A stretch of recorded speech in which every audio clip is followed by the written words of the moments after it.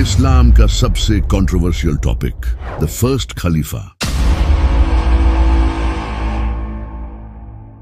इस्लाम का सबसे पहला खलीफा किसे होना चाहिए था? इमाम अली अलैहिस्सलाम या हजरत अबू बकर? यही वो पॉइंट था जिसकी वजह से उम्मत फिरकों में डिवाइड हो गई। लेकिन आखिर रियलिटी क्या है और कौन इस टाइटल का ज्यादा हकदार था? Let's find out. जब आप सल्लल्लाहु अलैहि वसल्लम की वफात हुई तो तमाम सहाबा गम में रोने लगे। तभी किसी सहाबी ने आकर इन्हें खबर दी कि वहां सकीफा बनी सादा में अंसार अपना खलीफा चुनने वाले हैं। ये सुनकर हजरत अबू बकर और हजरत उमर फौरन वहां चले गए, जबकि इमाम अली अलैहिस्सलाम नबी सल्लल्लाहु अलैहि वसल्लम के साथ ही रहे, क्योंकि वो आप सल्लल्लाहु अलैहि वसल्लम की तदफीन छोड़कर नहीं जाना चाहते थे। नबी सल्लल्लाहु अलैहि वसल्लम ने फरमाया था कि मुझे अली और मेरे चचा अब्बास ही दफन करें। सिर्फ इमाम अली ही नहीं, हजरत जुबैर, हजरत सलमान फारसी, हजरत मिकदाद, हजरत बिलाल और हजरत साद बिन उबादा भी नबी सल्लल्लाहु अलैहि वसल्लम को छोड़कर नहीं गए। सकीफा बनी सादा पहुंचकर हजरत अबू बकर ने अंसार को कहा कि नबी सल्लल्लाहु अलैहि वसल्लम कुरैश में से थे तो खलीफा भी कुरैश से ही होना चाहिए। जबकि अंसार हजरत साद बिन उबादा को खलीफा बनाना चाहते थे, लेकिन वो उस वक्त वहां मौजूद नहीं थे। इसके बाद हजरत उमर ने हजरत अबू बकर का हाथ बुलंद किया और लोगों ने इन्हें खलीफा चुन लिया। इमाम अली अलैहिस्सलाम को इस तरह खलीफा चुनना सही नहीं लगा। इसी वजह से इमाम अली अलैहिस्सलाम ने हजरत अबू बकर की बैत नहीं की।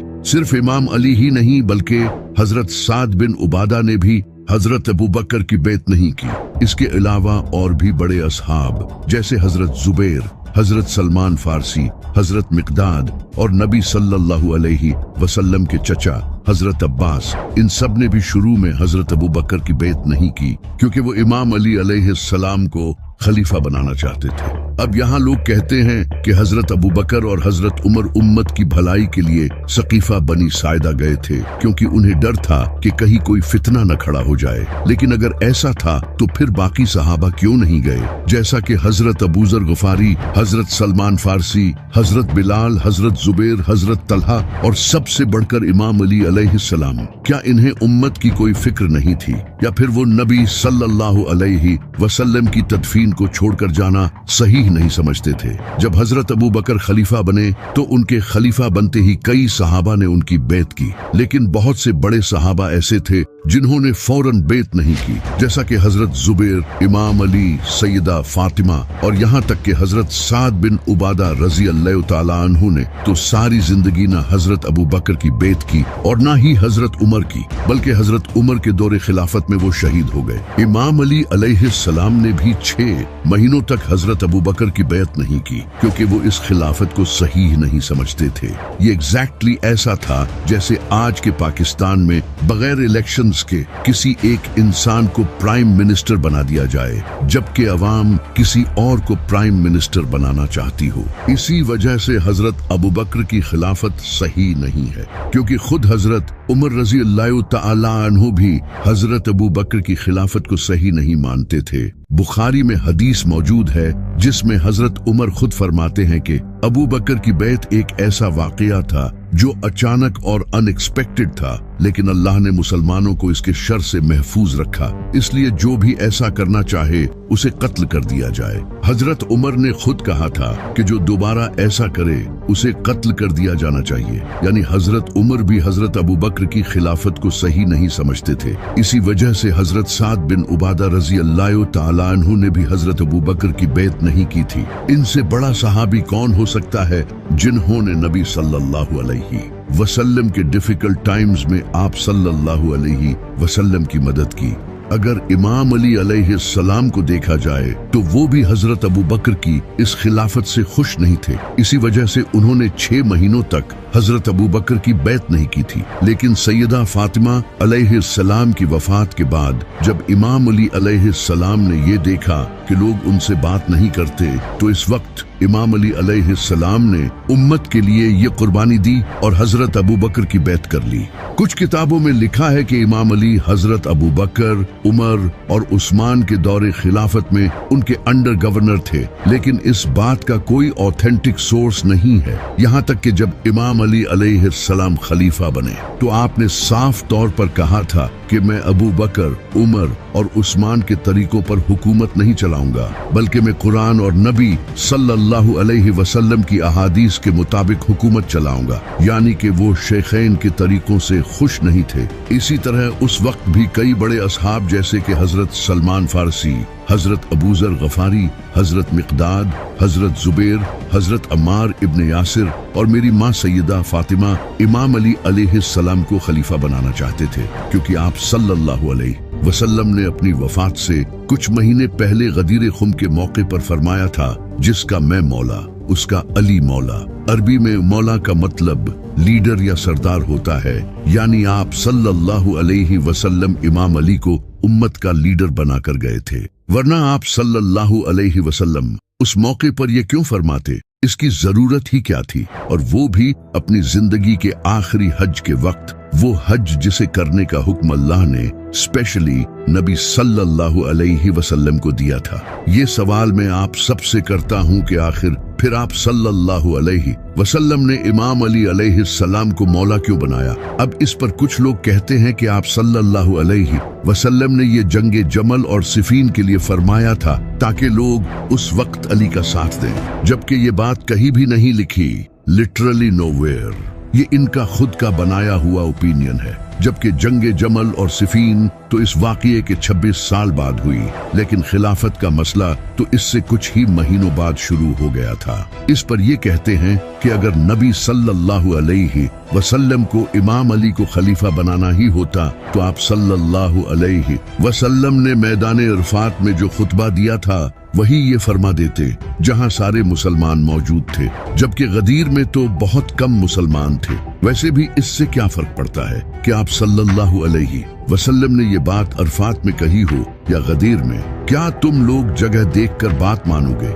जब गदीर में आप सल्लल्लाहु अलैहि वसल्लम ने ये फरमा दिया कि जिसका मैं मौला उसका अली मौला, तो बात खत्म। इसके बाद तुम्हारे ओपिनियंस मैटर नहीं करते। अब कुछ लोग कहते हैं कि नबी सल्लल्लाहु अलैहि वसल्लम ने अपनी वफात से पहले हजरत अबू बकर को अपने मुसल्ले पर खड़ा किया था नमाज पढ़ने के लिए, जिससे ये प्रूव होता है कि नबी सल्लल्लाहु अलैहि वसल्लम हजरत अबू बकर को खलीफा बनाना चाहते थे।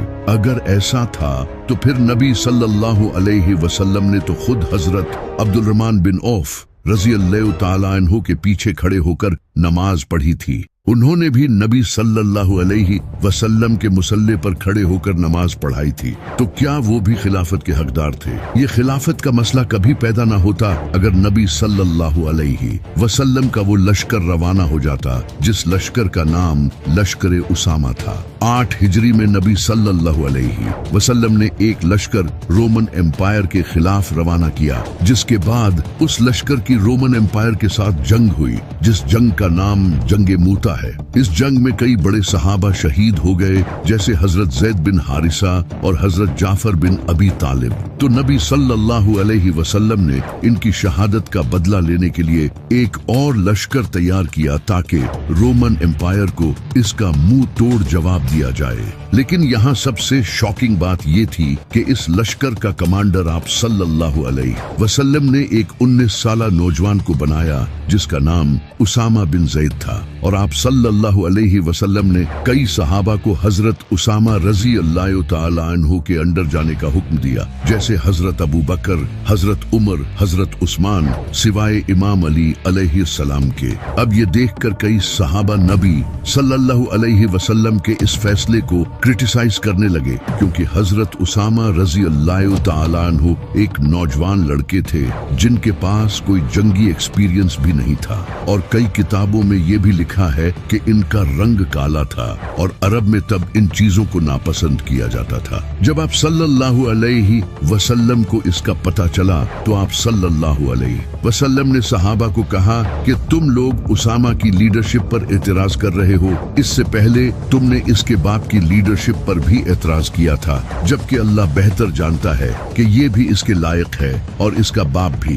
फिर जैसे ही फौज जाने के लिए तैयार हुई, आप सल्लल्लाहु अलैहि वसल्लम की तबीयत खराब हो गई, जिसे देखकर सहाबा ने न जाने का फैसला किया। हालांकि आप सल्लल्लाहु अलैहि वसल्लम इससे सख्त नाराज थे और यहाँ तक फरमा दिया था कि उसामा की फौज को रवाना करो और जो न जाए उस पर अल्लाह की लानत हो। लेकिन फिर भी ये लश्कर रवाना नहीं हुआ, यहाँ तक कि हजरत उसामा ने भी नबी सल्लल्लाहु अलैहि वसल्लम से न जाने की इजाजत मांगी, लेकिन आप सल्लल्लाहु अलैहि वसल्लम ने इन्हें कहा कि अभी जाओ और इनके लिए दुआ भी की। लेकिन इस लश्कर के निकलने से पहले ही आप सल्लल्लाहु अलैहि वसल्लम की वफात हो गई। इसके बाद हजरत अबू बकर खलीफा बने।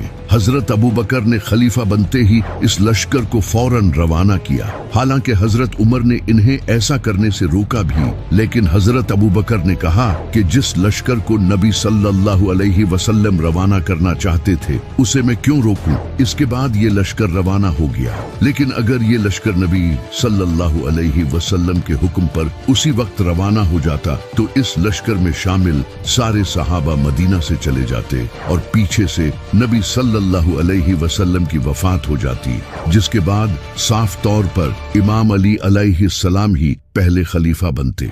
इसके अलावा जब नबी सल्लल्लाहु अलैहि वसल्लम ने अपनी वफात से पहले पेन और पेपर मांगा था ताकि कुछ ऐसा लिख दें जिसके बाद उम्मत कभी गुमराह न हो, तो हजरत उमर और बाकी सहाबा ने आप सल्लल्लाहु अलैहि वसल्लम की मुखालफत की। यहाँ पर भी सब जानते हैं कि आप सल्लल्लाहु अलैहि वसल्लम खलीफा ही का ऐलान करने वाले थे, क्योंकि इसी की वजह से तो उम्मत गुमराह हुई। लेकिन सहाबा ने इसकी मुखालफत की और इसका रिजल्ट आज हम देख सकते हैं। अगर इमाम अली अलैहिस्सलाम पहले खलीफा बनते तो कभी जंगे जमल, सफीन और नहरवान ना होती और न ही कभी वाकया करबला पेश आता। इसी तरह इमाम हसन अलैहिस्सलाम भी शहीद ना होते और सबसे बढ़कर ये कि पूरी उम्मत कभी फिरकों में डिवाइड ना होती। लेकिन अल्लाह को मुसलमानों का इम्तिहान लेना था ताकि वो ये देख सके कि लोग इसके महबूब सल्लल्लाहु अलैहि वसल्लम की अहले बैत के साथ कैसा बर्ताव करते हैं। मगर अफसोस कि ये उम्मत इस इम्तिहान में नाकाम हो गई।